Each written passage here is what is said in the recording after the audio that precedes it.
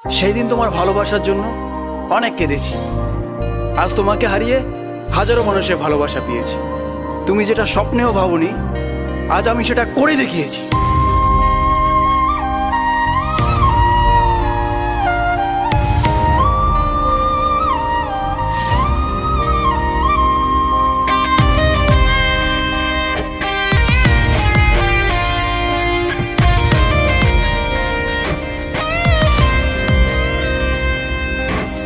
রাত নেমেছে মনের ঘরে, আধার 12 মাস।